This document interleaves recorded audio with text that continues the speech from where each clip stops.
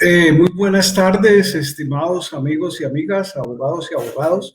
Bienvenidos al último día y a la última sesión del curso El abogado en la era digital. Quiero hacer dos breves comentarios antes de presentar a nuestro panelista, nuestro conferencista de hoy.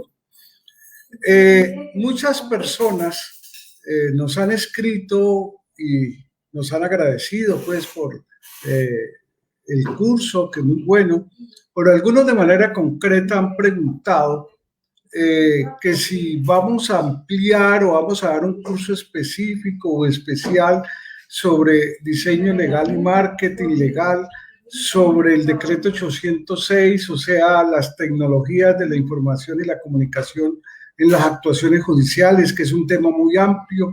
Acaba de salir hoy o ayer, hoy, sí, en esta semana un decreto del Ministerio de la Presidencia, donde se refiere a las notificaciones en los temas laborales. Eh, y también, por supuesto, me imagino que se interesarán también en el tema de hoy. Queremos decirles lo siguiente: nosotros no tenemos programados los cursos, no los hemos diseñado. Vamos a hablar con los conferencistas y con el cuerpo de profesores que nos acompañan, todos docentes universitarios, para ver si programamos. Pero en una reunión, en un comité, con el comité académico, llegamos a una conclusión: vamos a explorar la posibilidad de lanzar estos seminarios relativamente cortos, a bajo costo, pero con un punto adicional en beneficio de ustedes. Los que hayan asistido a este curso, a los que se les entregue el diploma, les vamos a dar un descuento del 20% sobre el valor de un curso, por supuesto, más profundo, con más profesores, más detallado, y que oportunamente, porque hasta ahora no los tenemos programados. Eso es a solicitud de muchos abogados y abogadas que nos han hecho esa petición. Lo segundo es que a partir de mañana les haremos llegar el certificado de asistencia a los que han firmado el listado de asistencia. Solo los que asisten, muchas veces son más los que se inscriben que los que asisten. Yo no sé por qué pasa eso en Colombia, pero es algo raro que si se inscriben 500, por poner un ejemplo, solo participan 150. Pero aquí tuvimos una alta inscripción. Ahí los mantendremos informados, inclusive sobre otros cursos que nos llegan permanentemente desde el Ministerio de Justicia y otras entidades a las cuales estamos haciendo parte. De modo que cuenten con el certificado y cuenten con otras comunicaciones que les estaremos enviando. También los invitamos a visitar la página, nuestra página web, www.convivenciaypaz.org, y ahí pueden tener mayor información sobre las actividades académicas y las actividades de mediación, de conciliación, de insolvencia que tiene nuestro centro de conciliación. Bueno, precisamente nosotros venimos trabajando hace muchos años, desde la cátedra universitaria, desde la actividad gremial, en impulsar y promover en Colombia mecanismos alternativos y justicia comunitaria, como los jueces de paz, los conciliadores en equidad, por supuesto la mediación, la negociación, la conciliación. Y hemos visto que hay una tendencia mundial, es una tendencia no de Latinoamérica y del mundo, ante el fracaso de la justicia ordinaria, impulsar esos mecanismos. Pues de eso es lo que vamos a ver, cuáles son las perspectivas, las proyecciones de estos mecanismos alternativos de solución de conflictos.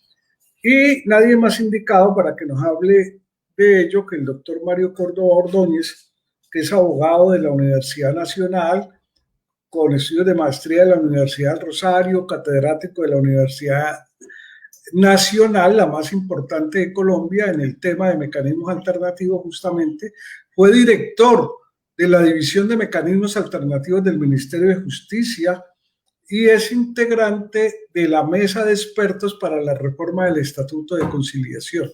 En este momento cursa en el congreso, un proyecto para unificar y incluir algunas actividades en la conciliación, que eso nos irá a hablar. Pero yo resumiría sobre quién es el doctor Mario Córdoba, con el cual me honro ser su amigo desde hace muchos años. Yo lo conozco inclusive desde que estaba en el Ministerio de Justicia. Si a mí me preguntaran, dígame 5 nombres en Colombia que más sepan y que más dominen y que más hayan trabajado el tema de los mecanismos alternativos de solución de conflictos. Sin duda, yo pondría en los primeros lugares al doctor Mario Córdoba. En estos días y en estos meses lo hemos visto muy activo, dando charlas y conferencias en todo el país sobre el proyecto del Estatuto de Conciliación y sobre el Estatuto de Insolvencia. Es más, recientemente hubo un Congreso Nacional e Internacional y él fue ponente en ese congreso que organizó la Fundación Liborio y es asesor de la Federación Nacional de Centros de Conciliación, a la cual nosotros pertenecemos en su junta directiva, y él es el que nos colabora haciendo el lobby y el cabildeo de estos proyectos ante el Congreso de la República.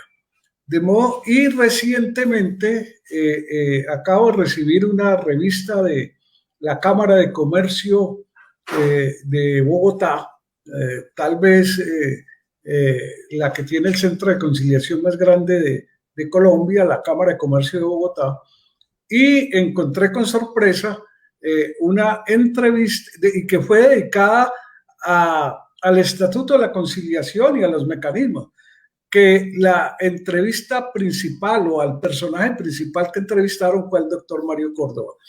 Bueno, doctor Mario, lo dejo con el auditorio. Muchas gracias por su gentileza, por aceptar nuestra invitación y adelante con su conferencia. Estimado Álvaro, muchas gracias a ti y a Convivencia y Paz, especialmente a ti por esa generosidad en tus palabras y por supuesto eso representa por la amistad que tenemos hace muchos años. Amistad que por cierto se ha dado por la pasión que tenemos por este tema, los mecanismos alternativos. Yo siempre digo que personas como tú o personas como yo, no es que seamos expertos en mecanismos alternativos, sino que somos creyentes de los mecanismos alternativos. Lo que hemos visto no solamente en el escenario de los centros de conciliación, sino hemos podido observar en el trabajo que hacemos con las comunidades, a través de la misma justicia comunitaria, en los barrios, en las zonas rurales, como los mecanismos alternativos realmente le aportan a la paz, a esa paz cotidiana de la que muy poco se habla en el país, pero que es muy importante para que ojalá en un futuro nuestros hijos y nuestros nietos vivan en un país totalmente diferente al que nos tocó vivir a nosotros, al que le tocó vivir a nuestros padres o a nuestros abuelos. Y eso se logra a través de una cultura alrededor de la convivencia. Y la convivencia solo será posible si logramos legitimar todo el ejercicio alrededor de los mecanismos alternativos de solución de conflictos. Para comenzar entonces esta conferencia vamos a hablar de dos aspectos fundamentales. Primero vamos a hacer un breve contexto de lo que ocurre con la justicia en Colombia. Y en el segundo gran aspecto vamos a hablar del ejercicio de los mecanismos alternativos y por qué estamos hablando de ese ejercicio en la era del abogado digital. En primer lugar, para hablar del contexto de la justicia en Colombia, no nos vamos a detener tanto en los problemas, que ya todos sabemos, los problemas de congestión judicial, el problema de falta de cobertura. Ya en una conferencia anterior que dicté, también gracias a Convivencia y Paz, ya ahondamos sobre ese tema, sobre esa parte institucional, por ejemplo, que se da en la mayor parte del territorio nacional, en las zonas más afectadas por la violencia y por la presencia de grupos armados ilegales, es porque no hay justicia. Y también donde tenemos problemas de legitimidad, o sea, la gente ya no cree en la justicia es de las instituciones que tienen menor credibilidad por parte de los ciudadanos en Colombia en este momento. por muchas razones. Y ni hablar de la famosa congestión judicial y ni hablar de la morosidad del sistema judicial. Por eso esa famosa frase que se les dice a los estudiantes de derecho, advirtiéndoles que la vida de un abogado son 2 procesos ordinarios, pues ya prácticamente es una realidad. No nos vamos a detener en eso. Vamos a hacer una fotografía de lo que está pasando con la justicia en Colombia y cuál sería el papel que nosotros observamos que tendrían los mecanismos alternativos con relación a esa situación actual. ¿Qué tenemos en este momento? Tenemos una situación en la cual el Estado, el gobierno, le ha tocado a marchas forzadas empezar un proceso de digitalización de la justicia. Cuando en el mes de marzo del año 2020, el año pasado, comenzaron estas cuarentenas obligatorias por temas relacionados con la pandemia del COVID-19, pues los juzgados cerraron, por supuesto, como todos los servicios relacionados con la atención al público, y eso generó una cantidad, digamos, de implicaciones bastante negativas. En particular, uno de los sectores más afectados fue el de los abogados litigantes, puesto que ellos derivan su trabajo de toda la relación que tienen con la administración de justicia del Estado. Durante mucho tiempo, mientras el Consejo Superior de la Judicatura inició un proceso gradual de apertura de los despachos judiciales, prácticamente Colombia estuvo sin justicia, salvo algunas excepciones muy puntuales, ¿no? De unos juzgados penales y para la recepción de tutelas y ese tipo de cosas. Pero de resto, tuvimos un país sin justicia. Salvo también una excepción que es donde quiero comenzar a trabajar el aspecto que más queremos desarrollar en esta entrevista, salvo la excepción de los centros de conciliación. Los centros de conciliación, la gran mayoría no cerraron. La gran mayoría, incluso a través de un decreto de emergencia que expidió el gobierno nacional, decreto de emergencia por la situación de la pandemia, decidieron seguir prestando los servicios de manera virtual, ¿sí? Por lo tanto, los centros de conciliación se convirtieron en la única luz al final del túnel para muchos de los que decidieron utilizar sus servicios y lograr esa tan anhelada justicia a través de la modalidad virtual. Ese es un escenario. El otro escenario del contexto de la justicia tiene que ver con algunas discusiones que se han dado, en particular a través del famoso decreto 806, que señaló unas modificaciones sustanciales del Código General del Proceso y de la ley también 1437 o Código de lo Contencioso y del Procedimiento Administrativo. De las grandes discusiones que se han presentado, muchas de ellas han girado alrededor de las audiencias que hacen los jueces a través de medios electrónicos.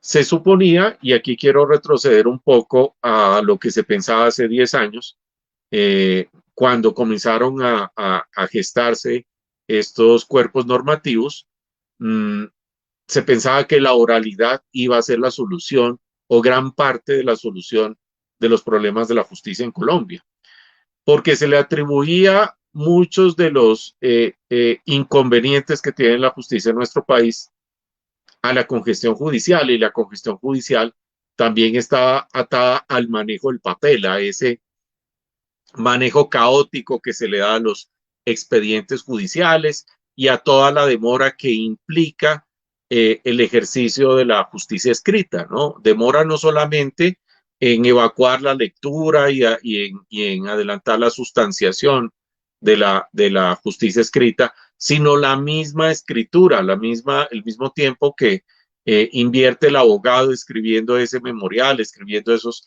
alegatos de conclusión por escrito. Teniendo en cuenta lo anterior, se pensaba que a través de la oralidad ya los tiempos de revisión de estas actuaciones pues iban a ser sustancialmente menores, y también el tiempo en el cual los abogados iban a intervenir ante las instancias judiciales pues se iba a reducir de igual manera, puesto que íbamos a tener una justicia inmediata, una justicia muy al estilo norteamericano, donde ustedes se han dado cuenta por los referentes culturales que tenemos, que la justicia norteamericana se basa en el sistema de audiencias y se basa en la justicia oral. Digo referentes culturales porque a lo que nos llega a nosotros acerca de la justicia norteamericana son las series, las películas y tal vez estas narrativas que idealizan la justicia norteamericana. En Colombia realmente tenemos muy poca información acerca de estudios, investigaciones o estados del arte de lo que es la justicia en los Estados Unidos. Sin embargo, las narrativas también son válidas para crear realidades. Y una de las realidades que ha logrado crear durante décadas la justicia norteamericana ha sido la de la legitimidad. En Estados Unidos la justicia tiene una muy alta credibilidad, contrario a lo que pasa en Colombia. Si nos vamos a Europa, por ejemplo, en Europa todavía, salvo los países del Reino Unido que se basan en un sistema eminentemente anglosajón muy parecido al norteamericano, pero si vamos a España, si vamos a Francia, incluso a Alemania o Italia, todavía la justicia escrita tiene un papel fundamental, ¿sí? Y esto también se debe, pues como ustedes lo saben, a las características que tiene el derecho continental en contraposición al derecho anglosajón. En Colombia siempre nos hemos debatido entre adoptar o la justicia propia continental de los países europeos que acabo de mencionar, o la justicia norteamericana o la justicia dada del common law o del derecho anglosajón. En la parte penal, en nuestro Código de Procedimiento Penal, ya en el año 2004, se tomó la abierta decisión de adoptar el modelo norteamericano, el sistema acusatorio norteamericano. Acuérdense ustedes que entre el año 99 y el 2004 teníamos un sistema mixto, teníamos un Código de Procedimiento Penal que, digamos, obedecía mucho a la realidad colombiana, a la visión de lo que era el papel, por ejemplo, del Ministerio Público o de la Fiscalía, como la hemos llamado en Colombia. Acuérdense que en otros países la acción penal la ejercita primordialmente el Ministerio Público. Aquí en Colombia tenemos una distinción entre el Ministerio Público, la Procuraduría y entre lo que es la Fiscalía. Y esta distinción se fue marcando cada vez más con el paso del tiempo, de tal manera que a partir de nuestro Código de Procedimiento Penal tenemos una justicia eminentemente dada desde lo oral, dada desde ese modelo ideal de lo que se considera que es el norteamericano. Como ustedes lo saben, muchos de los que están viendo esta conferencia seguramente son abogados penalistas. Esto no ha superado los problemas de la justicia penal. No ha podido la justicia penal dar esa respuesta que se consideraba que era tan efectiva, como lo decía hace algunos segundos. En términos de tiempos, no tenemos una justicia tan inmediata. Si bien es cierto, los abogados tienen que prepararse mucho más para los juicios y las audiencias orales en el sistema penal, muchas veces estas audiencias se aplazan, estas audiencias se programan según la agenda del juez, con lo cual, por supuesto, no tenemos esa justicia rápida que tanto hemos anhelado. En la parte de lo que es civil, administrativo, si partimos de lo que es el CEPACA o más bien el Código General del Proceso, que yo creo que refleja más esa visión, también cada vez la idea era ir hacia la oralidad. Ese era el camino que nos habíamos trazado antes de que llegara la pandemia. Por esa razón, cada vez se privilegiaban más las audiencias orales sobre las actuaciones escritas. ¿Qué ocurrió en la pandemia? Todos estos problemas que acabo de mencionar con la justicia penal los hemos empezado a observar en la justicia civil, porque las audiencias tienen que programarse según la agenda de los jueces, porque por el principio de inmediación el juez tiene que estar presente, por supuesto, en la audiencia. Es decir, que la demora ya no se trata de que tengamos que esperar a que los juzgados tengan que revisar los documentos escritos, sino básicamente radican en las agendas que ya muy seguramente están copadas en los despachos judiciales y el poco tiempo que le puede destinar también el juez a preparar la audiencia, porque los jueces ahora tienen que, por supuesto, como los abogados, preparar la audiencia en unos términos más adecuados, puesto que en la misma audiencia van a tener que resolver muchas de las situaciones que se pueden presentar. Teniendo en cuenta ese peligro que ya se ha venido asomando para todos los casos que vienen siendo tramitados, en particular en el Código General del Proceso, podemos afirmar que ya hay voces que piden que replanteemos esa visión de privilegiar las audiencias y la justicia oral sobre la justicia escrita. En particular porque hay ciertas situaciones concretas que no necesitarían la justicia oral. Por ejemplo, lo que tiene que ver con las apelaciones. Muchas veces las apelaciones hay que sustentarlas en audiencia, pero en otras ocasiones las apelaciones se dan en un término posterior al momento en el cual se ha proferido la audiencia. Y eso hace que no necesariamente sea útil que eso se tenga que hacer en la audiencia, puesto que en el momento posterior a la audiencia, en el término señalado por el código, se reciben las apelaciones y estas pasarían eventualmente a tramitarse por parte del segundo o por parte del superior de quien ha proferido la sentencia de primera instancia. Por esa razón, el llamado que han hecho muchos sectores es a replantear esa audiencia donde se sustenta, por ejemplo, el recurso de apelación. Y más bien darle cabida a que éste se presente por escrito en los días posteriores, en el término que señale la ley, para que de inmediato se corra traslado del expediente a la instancia, al juzgado o al tribunal superior según corresponda. Eso, con lo que acabamos de ver, nos ha situado ya el problema en términos distintos a los que veníamos teniendo antes de la pandemia. Antes de la pandemia, entonces, prácticamente estábamos condenando o estábamos relegando la justicia escrita, estábamos tratando de privilegiar lo que era la justicia inmediata a través del uso de las audiencias o a través de las digamos, instancias orales. Ahora lo que estamos tratando es nuevamente de rescatar esa justicia oral, pero con unos fines totalmente distintos a los que se venían planteando antes de la expedición del Código General del Proceso o del mismo CEPAC. Tenemos entonces el reto de examinar cuáles podrían ser los puntos en los cuales podríamos combinar el sistema oral con la justicia escrita de tal manera que evitemos los problemas que ya son una realidad en la justicia penal. En particular, uno de los temas más complicados viene siendo las agendas de los jueces, de los titulares de los despachos. Si ellos no tienen tiempo, tienen una cantidad de trabajo impresionante, pues por supuesto no van a poder programar esas audiencias en el corto tiempo que muy seguramente las partes o los abogados litigantes deseamos. Aquí simplemente queremos hacer una pregunta. ¿Será que en todas las audiencias tiene que estar el juez, tiene que estar el titular del despacho? Si bien es cierto, el principio de la inmediación para muchos es sagrado, hay que tener en cuenta que no todas las decisiones, en especial los autos interlocutorios, eventualmente tendrían que ser proferidos por el juez. Ese es el escenario ideal. Pero aterrizando un poco lo que es la justicia en Colombia, podríamos tener funcionarios también que tengan la investidura jurisdiccional correspondiente, profiriendo esos autos interlocutorios y tratando de que el juez, el titular del despacho, sea quien tenga la decisión final y tenga las decisiones más importantes que marquen la pauta del proceso, en particular, por supuesto, la sentencia.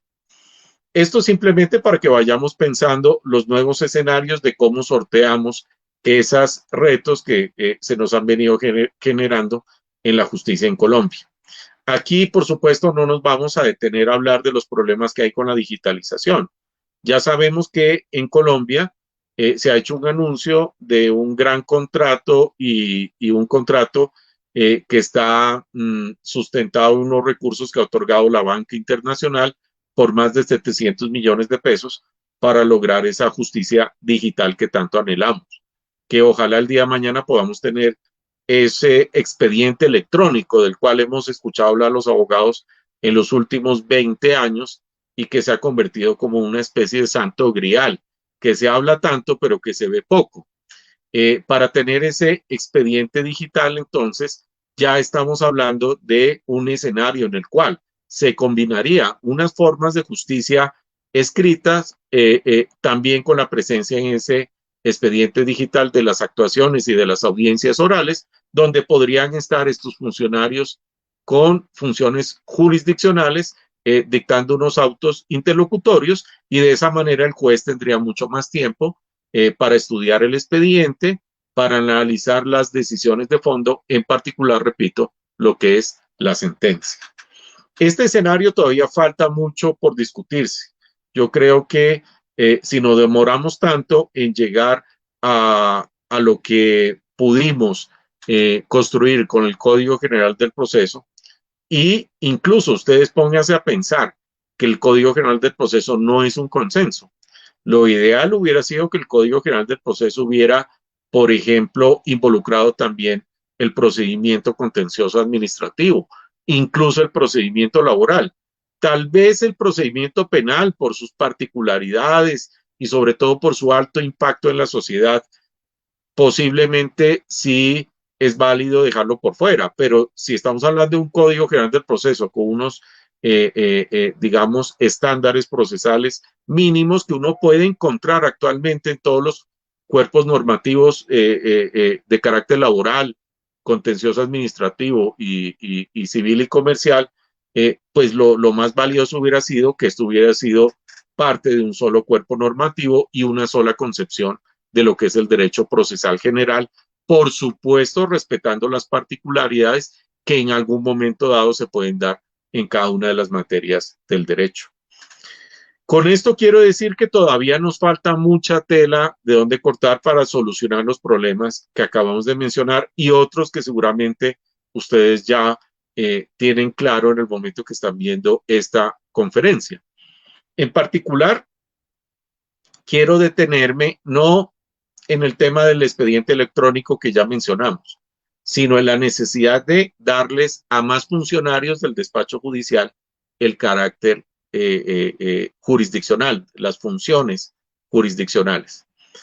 Si estuviéramos en una discusión no entre abogados, sino por ejemplo entre ingenieros industriales o entre ingenieros en general, muy seguramente la solución ya se hubiera dado, porque es una solución de carácter técnico. Tenemos una instancia que es el juzgado y tenemos una sola persona en esa instancia que es la que toma las decisiones, y todo el tiempo que se puede demorar tomando esa decisión pues está ligada por supuesto al tiempo que le puede dedicar esta persona a estudiar, analizar y en adoptar esa decisión que tanto buscamos.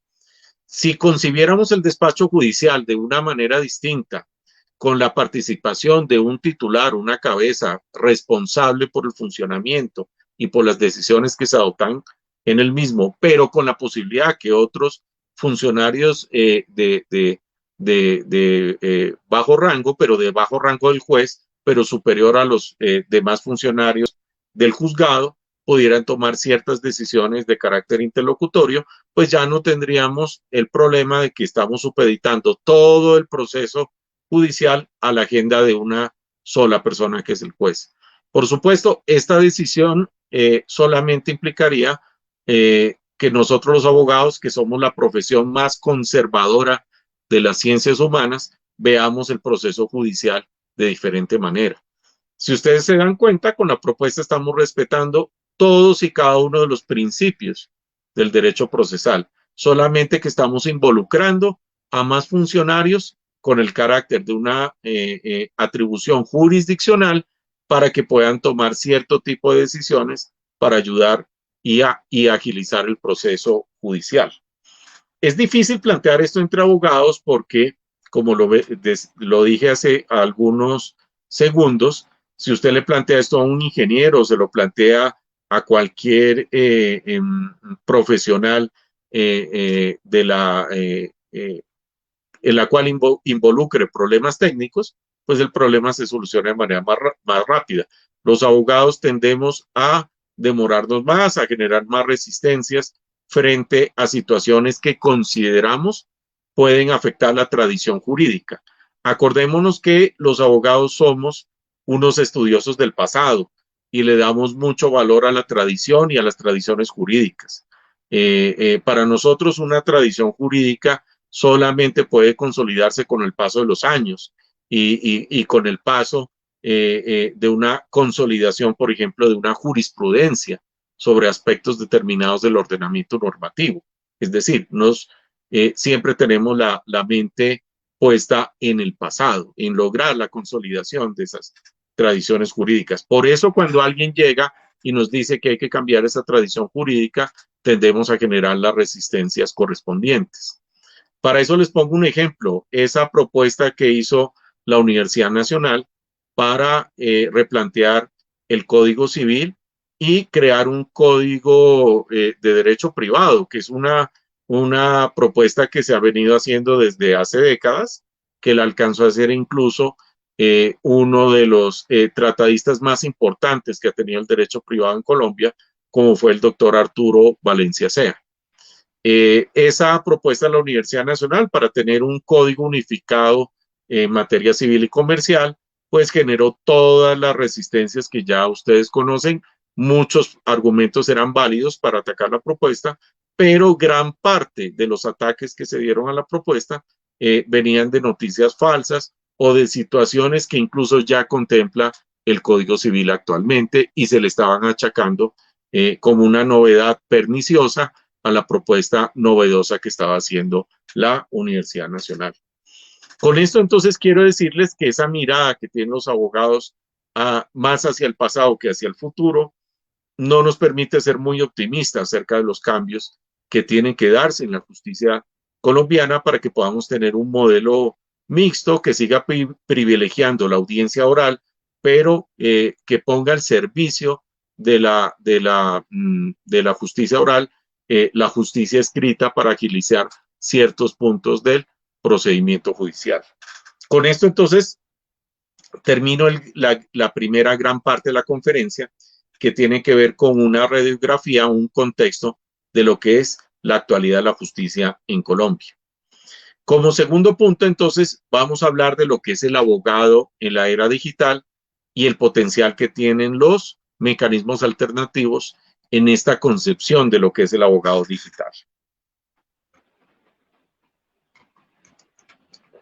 Como primer punto, quiero hacer énfasis que los abogados que trabajamos los mecanismos alternativos generalmente tendemos más a ver hacia el futuro que hacia el pasado. Esa es tal vez la diferencia entre el abogado tradicional y el abogado que ha decidido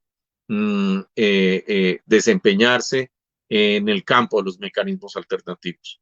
Nuestro núcleo principal de acción son los problemas y son los conflictos. Y generalmente nuestra preocupación siempre está centrada en encontrar la manera, la técnica, el procedimiento o la estrategia más bien para poder abordar esos conflictos. Generalmente los mecanismos alternativos, no todos, pero la gran mayoría están basados en la consensualidad y eso implica el mayor reto para construir la legitimidad de los mecanismos alternativos. Porque para la justicia ordinaria no es necesario el consenso. Por eso también mencionaba al principio los problemas de legitimidad que a veces se tienen con la justicia ordinaria. En Estados Unidos, por ejemplo, los problemas de ilegitimidad de la justicia son mucho más bajos porque la gente y en particular el ciudadano norteamericano tiene un papel mucho más decisivo en la justicia a través de la figura de los jurados de conciencia, no solamente las causas penales, sino también las causas civiles. Y al ser una justicia más participativa, pues los niveles de legitimidad son mucho más altos. Es una justicia que, repito, tiene a través, ya sea producto de las narrativas del cine y de la televisión, es una justicia que tiene una mayor aceptación. En Colombia, en cambio, no hay la posibilidad, a pesar de que el artículo 116 contempla la utilización de los jurados de conciencia, esta figura no ha sido adecuadamente reglamentada y por lo tanto todavía no es una posibilidad. Y miren que en el primer aspecto estábamos hablando de la participación de más personas dentro del proceso judicial que tuvieran el carácter de una decisión jurisdiccional. Ahí podrían entrar a jugar estos jurados de conciencia mencionados en el artículo 116.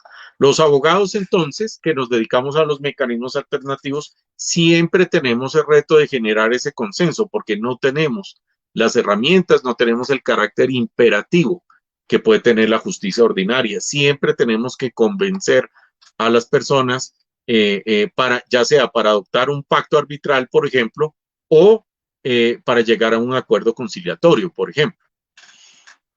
Cuando decimos que los abogados que trabajamos los mecanismos alternativos tenemos más clara la visión hacia el futuro que hacia el pasado, también se ve reflejado en lo que mencionaba en el principio de la conferencia, y es que los centros de conciliación no cerraron cuando ocurrieron las primeras cuarentenas obligatorias por la pandemia, sino que siguieron prestando los servicios virtuales. Es decir, ya la justicia virtual existe en Colombia y llegó para quedarse. Y una de las expresiones más exitosas de la justicia virtual está en el trabajo que han hecho los centros de conciliación y arbitraje, en particular los de las entidades sin ánimo de lucro, pero también algunas entidades públicas han hecho un trabajo muy importante al respecto. Con esto, entonces, quiero mencionar que los abogados, en la medida en que dejen de pensar en los problemas y dejen de quitarle espacio a su tranquilidad por los problemas de la justicia ordinaria, porque la situación de los abogados litigantes por todos estos problemas es realmente precaria, y utilicen más los mecanismos alternativos. Muchas veces en las redes sociales existen páginas, existen grupos que se han creado para hablar de teoría jurídica o para crear ciertos espacios de sincronización entre los abogados. Y generalmente cuando el suscrito menciona la posibilidad de utilizar los mecanismos alternativos, mis colegas abogados me dicen que esto no se puede porque es muy costoso. Es decir, estamos partiendo de imaginarios que no son ciertos para seguir insistiendo que la única posibilidad para acceder a la justicia es la justicia ordinaria. Es decir, mientras se siga pensando de esa manera, vamos a estar condenados durante 100 años de soledad a todos los problemas que tenemos con nuestra profesión, y vamos a arrastrar a esa situación problemática a nuestros clientes. Cuando hablamos del abogado digital, entonces quiero hablar de 3 posibilidades que nos ofrecen los mecanismos alternativos. Primero, la conciliación virtual, que ya es una realidad, como lo he venido mencionando repetidamente. Segundo, el arbitraje por medios electrónicos. Y tercero, lo que es la mediación, que vamos a también a dedicarle un espacio importante en esta conferencia, porque es muy poco lo que en Colombia se conoce acerca de lo que es el mecanismo alternativo más utilizado en el mundo, que es la mediación. La conciliación virtual. Con la conciliación virtual, al principio, todo la estructura y todo, digamos, la infraestructura también que construyeron los centros de conciliación se hizo alrededor de la audiencia de conciliación. Es decir, se privilegió espacios como estas aplicaciones para que el conciliador se pudiera encontrar virtualmente con las partes para evitar el contacto físico y con ello las consecuencias negativas que eso tiene para la pandemia del COVID-19. Sin embargo, con el paso del tiempo, ya no solamente la audiencia de conciliación, sino todas las actuaciones que se hacen en el escenario de la conciliación virtual ya se hacen por medios electrónicos, desde la presentación de la solicitud hasta la entrega de la constancia o el acta de conciliación con el cual este procedimiento ya termina en las condiciones señaladas por la ley. Con esto, entonces, el abogado, sin moverse de su casa o de su oficina, puede litigar, puede llevar los casos de sus clientes a un centro de conciliación y a través de la conciliación virtual poder lograr la consolidación de esos derechos o de esos intereses, más bien porque la conciliación se discuten, son más intereses que derechos, y de esa manera poder lograr a través del acto de conciliación, que es el escenario ideal, poder lograr lo que una sentencia judicial se puede demorar a veces un lustro o incluso a veces una década en la vida, no solamente de los abogados, sino de las partes. La conciliación virtual, entonces, en este momento es el primer escenario al cual se enfrenta el abogado en la era digital. Tenemos entonces un procedimiento totalmente dado desde los medios electrónicos y en el cual el abogado, así no sea un abogado nacido en el presente siglo XXI, ya ha venido también cambiando el chip, ya ha venido adaptándose a los cambios tecnológicos y utilizando cada vez más las posibilidades que ofrece la tecnología y la cuarta revolución industrial para ofrecerles cada vez unos mejores servicios a sus clientes. Actualmente, ¿qué estamos viendo de cosas interesantes en la conciliación virtual? Estamos viendo, por ejemplo, ejercicios de conciliación en tiempo real, cuando el conflicto sucede. Estamos viendo, por ejemplo, conciliaciones que suceden en el mismo momento de los hechos, un accidente de tránsito. En vez de esperar una fecha para la programación de una audiencia de conciliación, si ahí están las partes, pueden comunicarse inmediatamente y ya lo estamos viendo con el conciliador procede inmediatamente a hacer una audiencia de conciliación, a hacer un acta de conciliación con todos los efectos jurídicos que tiene esta, que son los mismos que una sentencia judicial, y de manera inmediata poder llegar a esta tan anhelada justicia y no esperar esos tiempos tan demorados y tan prolongados que tiene la justicia ordinaria. Y esto es solamente un ejemplo. Hay más situaciones interesantes que nos tiene la conciliación virtual y que ya se están viendo. La conciliación virtual yo creo que es la gran innovación y es la puerta de entrada del abogado en la era digital en estos momentos. Vamos a hablar entonces de del segundo mecanismo en el cual quiero hacer énfasis en esta conferencia. Estoy hablando de el arbitraje por medios electrónicos. El arbitraje generalmente parte de muchos prejuicios. Para muchos el arbitraje solamente es posible para empresas grandes o solamente se puede dar en las cámaras de comercio. El arbitraje es una figura que está establecida para todo tipo de conflictos que tengan un carácter arbitrable. Es decir, el carácter arbitrable le da un campo de acción incluso más grande al que tiene la conciliación. Para no enredarlos con el término de lo que es lo arbitrable, nos vamos a quedar con su versión tradicional que establece que lo arbitrable es todo lo que es de naturaleza transigible, desistible y que está relacionado de manera primordial con derechos de libre disposición de las partes. Es decir, en temas generalmente de orden patrimonial, en conflictos relacionados con dinero o con bienes. Por esa razón, el arbitraje por medios electrónicos, superando todos estos prejuicios de que el arbitraje es costoso, solamente se puede dar en ciertos escenarios restringidos, tenemos la posibilidad, si las partes no llegan a ese tan anhelado acuerdo que se busca en la conciliación, pueden buscar a un tercero que decida por ellos. Eso es perfectamente posible. La justicia heterocompositiva, es decir, donde el tercero toma la decisión, pues es la forma de justicia más antigua y más tradicional que tiene la humanidad. Porque la justicia consensual, donde se llega a un acuerdo, donde son las partes las que deciden, digamos que ya es un término mucho más contemporáneo y es un término mucho más utilizado en toda esta ola de los mecanismos alternativos que empezó a presentarse en el mundo occidental en las últimas décadas del siglo XX.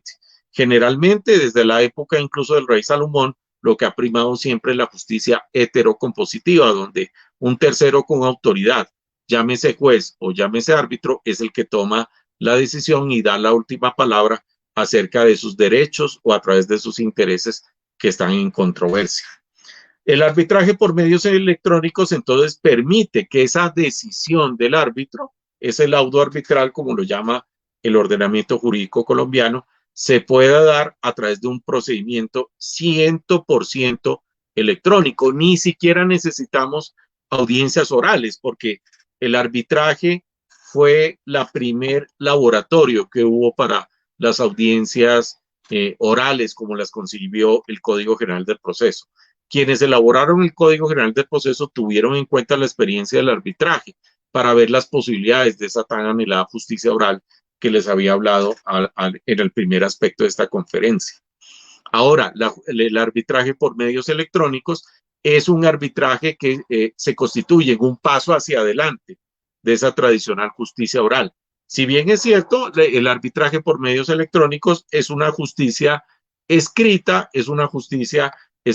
que tiene un componente de celeridad muy importante. El laudo arbitral por medios electrónicos, por ejemplo, en casos de consumo, podría darse en un término de 15 días. Por supuesto, respetando el debido proceso de las partes y digamos, contemplando situaciones complejas que muchas veces se dan en los procedimientos arbitrales, como puede ser la participación de los garantes o la configuración de los litis consorcios, en particular el litis consorcio necesario. Superando todo este tipo de situaciones, el arbitraje por medios electrónicos nos puede dar un laudo arbitral en un término récord. Y el arbitraje por medios electrónicos también está atado a todo este mundo que se ha venido dando a través, por ejemplo, de la compra por Internet, de las compras por Internet. El arbitraje por medios electrónicos ya es una realidad en el arbitraje internacional. Así como en Colombia tenemos ya una conciliación virtual como una realidad, en el escenario internacional, el arbitraje por medios electrónicos ya es una realidad. Es el mecanismo alternativo más utilizado que se da en el mundo después de la mediación. El arbitraje internacional entonces permite que si yo hago una compra por Amazon o por cualquiera de estos portales, por eBay, pueda llevar esa situación ante un árbitro internacional. Y generalmente todos los países del mundo, así el arbitraje o el árbitro esté situado en otro país, ya todos los países del mundo han construido una legitimidad en torno a esa eventual decisión del árbitro, a través de la Convención de Nueva York, que prácticamente todos los países del mundo la han suscrito. Cada uno de los países que hacen parte de este pacto, en el cual por supuesto está Colombia, se comprometen a respetar este tipo de laudos arbitrales. Por lo tanto, el arbitraje por medios electrónicos es otra posibilidad que ya en este momento está presente para el abogado en la era digital. Quiero entonces, ya en los últimos 5 minutos que me quedan de la conferencia, hablar de la mediación. La mediación es el mecanismo alternativo más utilizado a nivel mundial. Para muchos la mediación y la conciliación son lo mismo, sin embargo hay unas diferencias que son importantes tenerlas en cuenta. ¿En qué se puede parecer la mediación de la conciliación? Se puede parecer en los siguientes aspectos. En el primer aspecto, el conciliador como el mediador no toma la decisión acerca de cómo se resuelve el conflicto, sino son las partes, ¿sí? Y lo que hace el conciliador como el mediador es facilitar el diálogo, abrir el espacio y generar las condiciones que sean necesarias para que se pueda dar ese acuerdo entre las partes involucradas en la controversia o en el conflicto presentado. Sin embargo, ahí comenzamos a ver las diferencias entre estos dos mecanismos. El conciliador, y en particular en Colombia, es un administrador de justicia en los términos del artículo 116. La mediación todavía no ha sido regulada en Colombia, salvo algunos aspectos que están regulados en el Código de Procedimiento Penal, en la Ley 906 para la mediación en materia penal en cabeza del fiscal en cierto tipo de situaciones, o salvo la mediación contemplada en la Ley 1801 de 2016, y nos estamos refiriendo a la mediación policial. Pero el resto, la mediación en términos generales todavía no tiene una regulación tan extensa y tan consolidada como la que tiene la conciliación. Por lo tanto, para hablar de unos efectos jurídicos de la mediación, nos toca empezar a hablar de otras figuras que ya están presentes desde hace mucho tiempo en el ordenamiento jurídico colombiano. En Colombia, entonces, el conciliador, a diferencia del mediador, es un administrador de justicia que incluso puede proponer fórmulas de arreglo. Es más, esa es una de las obligaciones que tiene el conciliador de acuerdo con la ley 640 del 2001. El mediador, de acuerdo con la literatura y con la conceptualización que se ha dado a lo largo del mundo acerca de este mecanismo alternativo, no puede proponer fórmulas de arreglo. Y no puede proponer fórmulas de arreglo porque en el mundo se concibe al mediador como una persona que, si bien va a facilitar el espacio y va a generar las condiciones de diálogo entre las partes, no es el protagonista del proceso, cosa que sí pasa con la conciliación en particular en Colombia, porque el conciliador tiene una investidura muy importante, una investidura de autoridad como administrador de justicia. En la mediación no, el protagonismo lo tienen siempre las partes y las actuaciones del mediador siempre se tienen que dar en el segundo plano. Esto hace que cuando el mediador logre construir un acuerdo entre las partes, si estamos en Colombia y si las partes quieren darle unos efectos jurídicos a ese acuerdo, tengamos que apelar, por ejemplo, al contrato de transacción que está en nuestro Código Civil desde el siglo XIX, o podamos darle cabida a buscar un conciliador y ese acuerdo plasmarlo en un acta de conciliación. Eso es perfectamente posible. Incluso nadie ha dicho que el acuerdo al cual lleguen las partes en una mediación sea un acuerdo que tenga que poner fin al conflicto. Puede ser que las partes simplemente frente al mediador acuerden las reglas de procedimiento para resolver el conflicto. Y si es así, las partes podrían eventualmente también, dentro de sus opciones, acudir, por ejemplo, a un arbitraje, ¿sí? Y que el acuerdo de mediación haya sido la puerta para que las partes logren de manera o de común acuerdo pactar un compromiso que lleve esa controversia al escenario arbitral. Y esto solamente son algunas de las posibilidades. Puede haber un mayor número de posibilidades que nos puede dar la mediación, porque la mediación no se preocupa ni siquiera por terminar el conflicto. La mediación tiene un sentido mucho más profundo. Para la mediación lo importante es el restablecimiento de la relación entre las partes. Así sea un restablecimiento momentáneo, ese restablecimiento momentáneo puede llegar a tener una gran riqueza, un gran aporte en el futuro de la relación y en el futuro de ese conflicto, porque en ese instante donde se ha logrado reconstruir esa relación, las partes pueden, por ejemplo, como lo había mencionado antes, pactar las reglas de procedimiento para llegar a esa solución tan anhelada de ese conflicto. ¿Qué tiene que ver el abogado en la era digital con la mediación? Pues muy sencillo. La conciliación, hay que reconocer, a pesar de sus bondades, tiene también sus problemas, y es que la conciliación, al estar atada a la administración de justicia, tiene unas reglas procesales estrictas y tiene unas normas procesales que son de orden público.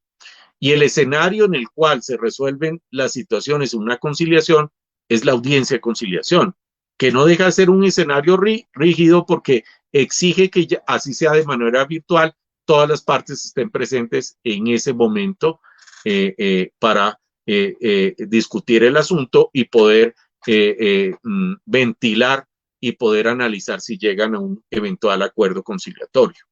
En la mediación no, en la mediación es más posible poder hacer encuentros asincrónicos, es decir, que el mediador podría hablar con una parte, al otro día podría hablar con otra parte, y así a través de encuentros asincrónicos poder construir un acuerdo que sea satisfactorio para las partes, no solamente, repito, para terminar el conflicto, sino posiblemente para pactar unas reglas de juego mínimas para que el conflicto se pueda gestionar de una manera totalmente distinta y así lograr desescalarlo. El palabrero guayú, por ejemplo, es un ejemplo perfecto de lo que son estos encuentros asincrónicos. Muchos de ustedes seguramente ya conocen cómo funciona esta figura que es patrimonio inmaterial de la humanidad. Los colombianos nos tenemos que sentir orgullosos de todas estas formas de justicia comunitaria que nos ofrece, por ejemplo, el pueblo guayú. El palabrero guayú no hace audiencias de conciliación, no se encuentra en un mismo espacio con las partes, sino que lleva una razón de una parte a la otra y de esa manera, poco a poco, va construyendo lo que es el tan anhelado acuerdo. Es decir, las partes generalmente nunca se terminan encontrando, sino que su punto de articulación, su punto de comunicación siempre es el palabrero.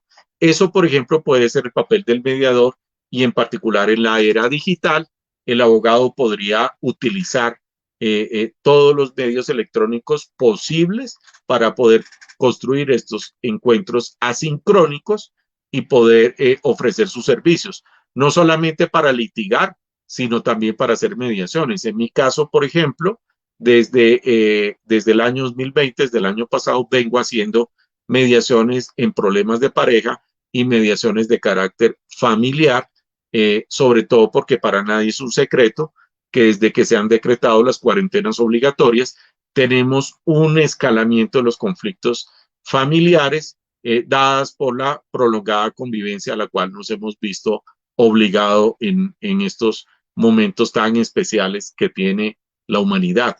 El papel del abogado digital, entonces, nos ha puesto, en mi caso, a hacer mediaciones por teléfono, hacer mediaciones por correos electrónicos, hacer mediaciones por la utilización de aplicaciones y muchas veces sin necesidad que las partes se encuentren o a veces ya ese encuentro entre las partes ya se da es fruto de un acuerdo que se ha construido previamente en esos encuentros asincrónicos.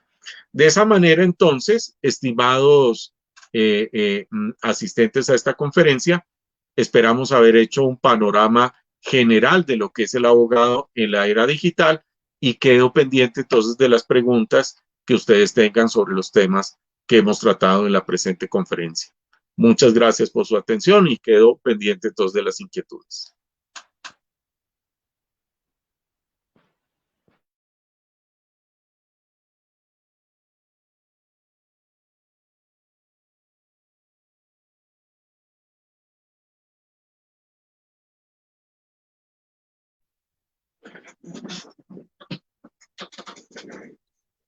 Bueno, nos cogió la tarde y ustedes se dieron cuenta que la medida que iba dictando la conferencia se estaba ocultando, entonces me tocó prender la luz. Aquí los escucho. Vale, tenemos una primera pregunta y es, ¿cómo puede un abogado o una persona ser conciliador? Muy bien, muy buena pregunta. Es muy fácil ser conciliador. Lo único que tiene que hacer un abogado es hacer un diplomado de 120 horas en los centros que están autorizados para eso por el Ministerio de Justicia. Hay una oferta importante de cursos, de procesos de formación extrajudicial.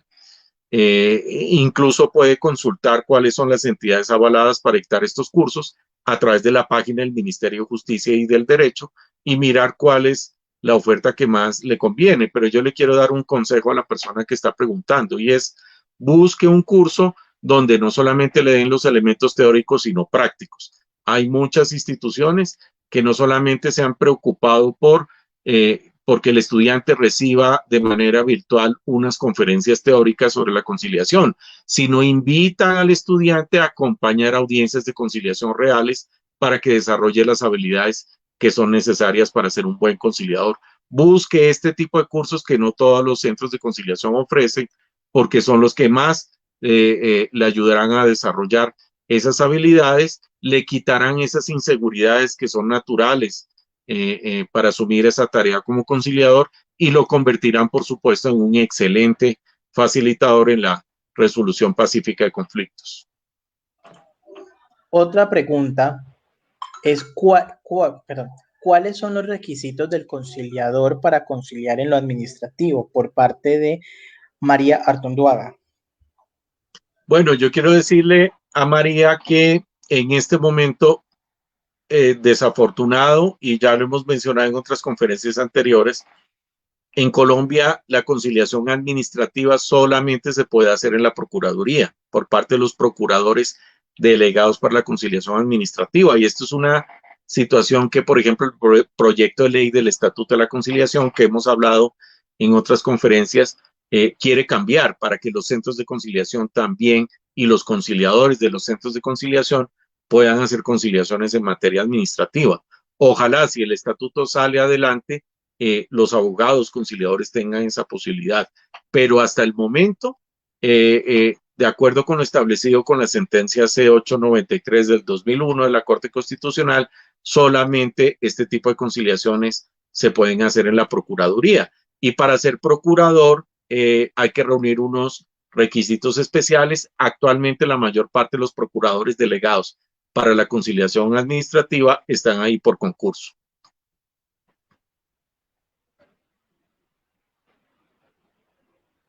Vale, hay otra pregunta por parte de Sofía Pacheco y es que ella es abogada, vive en Ocaña e hizo el trámite del Ministerio del Interior para abrir, ¿toca tener cámara de comercio?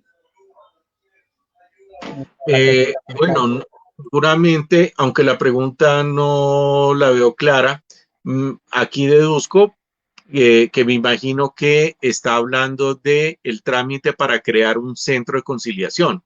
Me imagino, porque ese es ante el ministerio uno generalmente hace dos trámites: para que se le autorice la creación de un centro de conciliación o para que se le considere como una entidad avalada para formar conciliadores.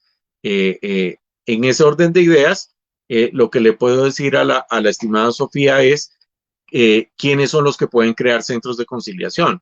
Centros de conciliación lo pueden crear primero los consultorios jurídicos de las universidades, que incluso es una obligación de los consultorios jurídicos tener un centro de conciliación.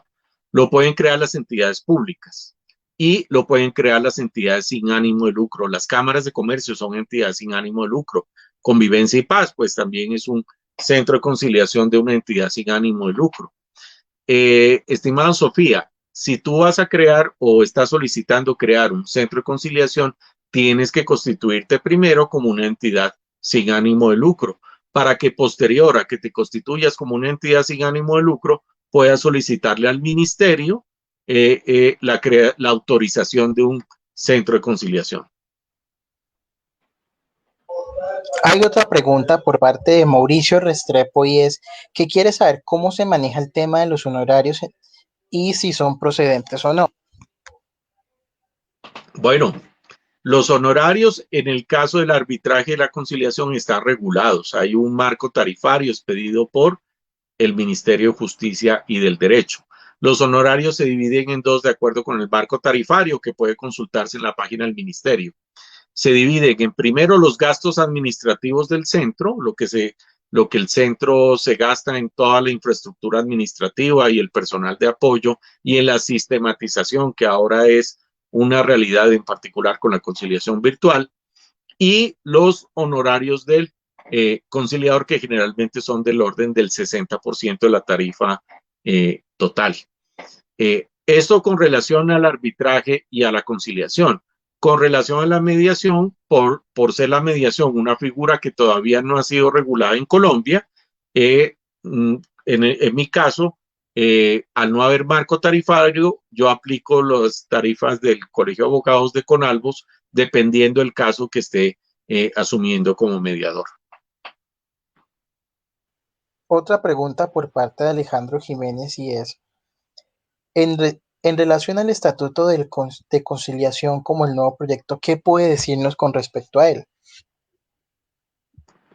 Bueno, sobre eso hemos dictado muchas conferencias. El estatuto es muy importante para el futuro de la conciliación. Lo que pasa es que no soy muy optimista porque el gobierno no le ha visto la importancia, a pesar de que es un proyecto del mismo gobierno, no ha trabajado ese tema de manera juiciosa con los congresistas. Pero el estatuto es muy importante para que, por ejemplo, los conciliadores de los centros de conciliación, que podría ser cualquiera de los colegas que nos están viendo en este momento, podrían inscribirse en un centro de conciliación y si está aprobado el estatuto podrían conciliar no solamente temas civiles y comerciales, sino también temas contenciosos administrativos y laborales que en este momento están vedados. Eso es una, pero hay muchas cosas. Por ejemplo, el artículo 71 del proyecto de ley del estatuto es muy interesante. Ese proyecto establece que en cualquier proceso judicial, bajo la óptica del Código General del Proceso, cuando ya se haya trabado la litis, el juez, como pasa en otros países, puede ver que están dadas las condiciones para que haya una conciliación. Y no es que va a programar una audiencia de conciliación, porque no se trata de dilatar, el proceso judicial, sino va a pedir la designación a un centro de conciliación que designe un conciliador que acompañe el proceso. ¿Qué va a hacer ese conciliador? Va a actuar en los tiempos muertos. ¿Cuáles son los tiempos muertos de un proceso judicial? Ya ustedes se los imaginan. Yo les pongo un ejemplo. Yo tenía una audiencia de interrogatorio programada para el mes de agosto del año pasado, del 2020, que se aplazó por la pandemia. Según el último auto, quedó para noviembre de este año. Lo más seguro es que me la van a seguir aplazando. ¿Qué pasa mientras se hace esa audiencia? Todas las partes están así, cruzadas de brazos. En esos tiempos muertos, el conciliador podría llamar y a través incluso de encuentros asincrónicos o por teléfono, por cualquier medio eficaz, tratar de acercar a las partes. Incluso los abogados que son litigantes, mis colegas, me darán la razón. A veces los procesos judiciales uno no los tiene ganados desde el principio. Hay cierto tipo de situaciones, un interrogatorio, una prueba judicial que uno dice, no, esto se está complicando. Entonces, si eso llega a pasar, yo podría llamar a ese conciliador que designó el juez y podría decirle, mire, señor conciliador, yo quiero llegar a un acuerdo. Por favor, hagamos una reunión con la contraparte y llegamos a un acuerdo. Eso está en el artículo 71, que es muy interesante. Y otra, hay muchas cosas, pero se me ocurre la tercera cosa interesante que trae el estatuto y es que establece el requisito de procedibilidad para todo aquello que no esté expresamente prohibido por la ley. Es decir, que el requisito de procedibilidad no es como pasa ahora, un requisito más que hay que cumplir, sino que todo va a estar cubierto por el requisito de procedibilidad.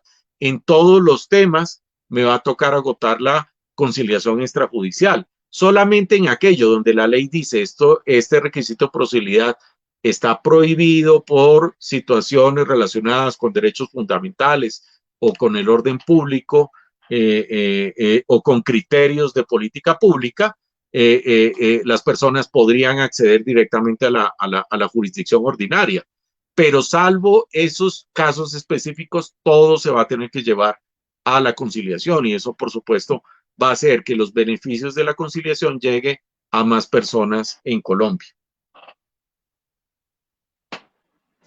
Doctor, hay otra pregunta y es que dice si se pueden tomar los métodos de insolvencia como mecanismo alternativo. No sé. Es una buena pregunta, me gusta, porque hay una discusión al respecto. Hay un sector que dice que el procedimiento de insolvencia de persona natural no comerciante en particular, voy a mencionar ese porque el procedimiento de insolvencia empresarial de la 1116 es otra cosa.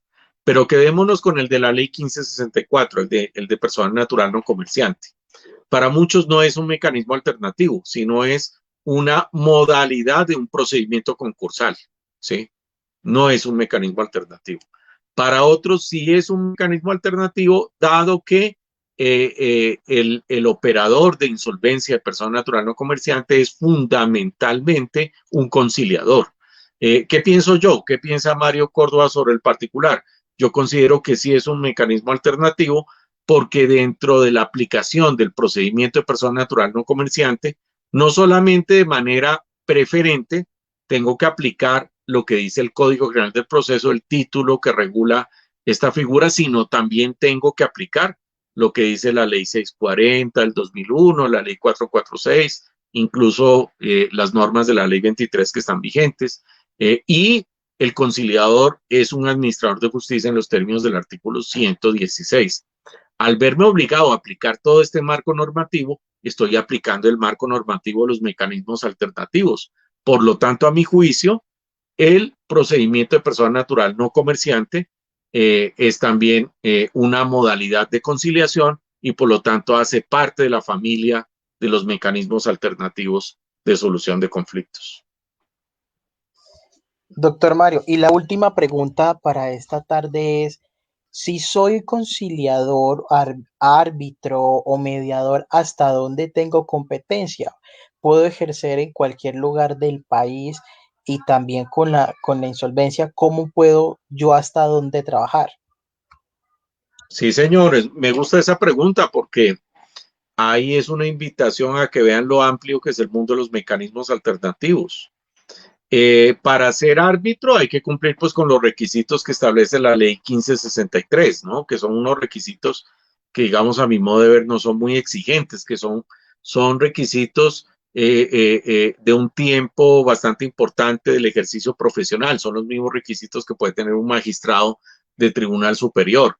Para ser conciliador hay que ser abogado titulado y haber hecho el curso que yo mencionaba antes, el diplomado en conciliación extrajudicial en derecho.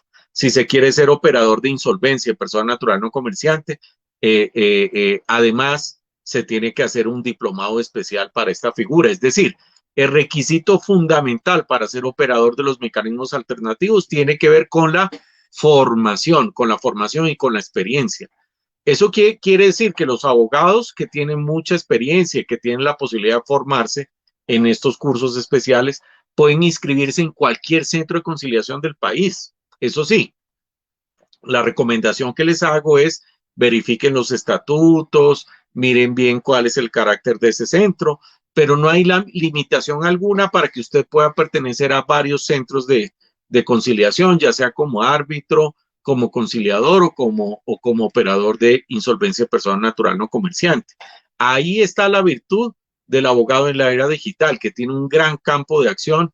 Incluso con la conciliación virtual, usted desde su casa, desde Bogotá, desde Barranquilla, en su oficina en Medellín, puede hacer audiencias de conciliación que se estén llevando a cabo en Popayán, que se esté llevando a cabo en Tunja, porque la era digital ya no le exige a usted hacer presencia física en el sitio en el cual está haciendo la audiencia de conciliación.